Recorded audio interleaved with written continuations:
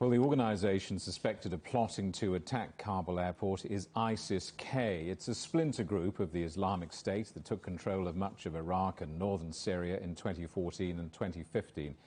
But what more do we know about it? Colin Clarke is an expert in terrorism and security at the Soufan Group. Based on the last 48 hours of intelligence that has been released, this is likely what the U.S. and its allies were expecting. I would bet my money on an ISIS-K suicide attack, which is meant not only to attempt to kill U.S. soldiers, but to cause havoc and embarrass the Taliban in the process. Many people watching this program will be more than familiar with ISIS. Few perhaps will know about ISIS-K. What more do we know about ISIS-K and the threat the group poses to Afghans? Well, it's a significant threat. There's between 1,500 and 2,200 fighters, largely concentrated in the eastern provinces of Afghanistan. And this is an affiliate or franchise group spun out of core ISIS in Iraq and Syria, just as bloodthirsty, just as draconian, and just as willing to wantonly kill civilians and slaughter them.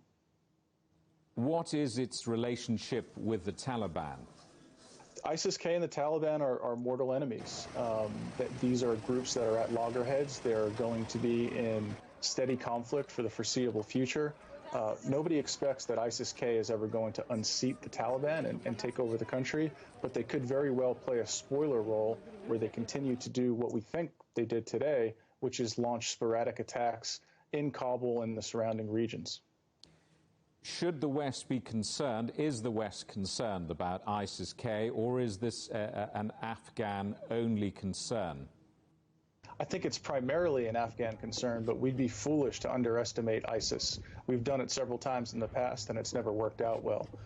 And so this is a group that, if they're able to rebuild their external operations planning capabilities, could very well look to plan spectacular attacks in the West, including in Europe.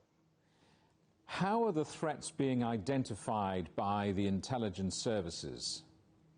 Well, we can't get into sources and methods here, but what we do know is that the threat is apparently high enough that the U.S., the Germans, and others are ringing the alarm bells and really going above and beyond to make it very clear that they believed a threat was imminent. It's now clear that the threat was imminent, and I expect this not to be the last, unfortunately.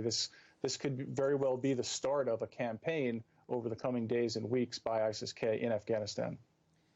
What is pretty clear is that Western intelligence misread the Taliban's advance across Afghanistan. How come the intelligence seems to have been relatively well informed about this attack at Kabul airport? We've known about the possibility of something happening for some hours, haven't we?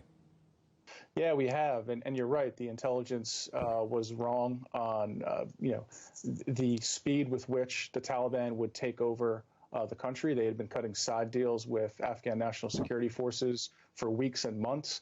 And I think we should be concerned because, look, intelligence is imperfect. We're operating in a world of imperfect information. And so clearly they had specific information of a credible threat here. That's why they released that information. But you do have to wonder, for everything we're getting right, what are we missing and what's coming down the pike next? There was a possibility that many countries would try to remain at Kabul airport for many more hours, flying more people out of Afghanistan. Does this attack, whatever it is, change that analysis? Will countries now decide it is simply too unsafe to be there?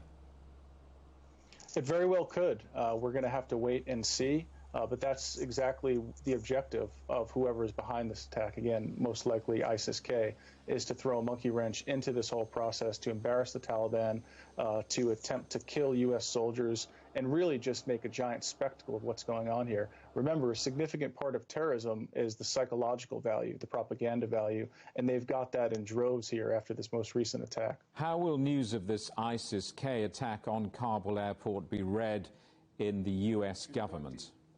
Again, it hasn't been confirmed that it was ISIS-K. It very likely was. I mean, the smart money is on that. It will be received in the U.S. government as just another, very deep blow to what's been a pretty messy and haphazard evacuation so far. And I think, it would be dishonest if I wasn't going to assess the Biden administration's morale to be quite low surrounding the series of events that have played out over the past couple of weeks.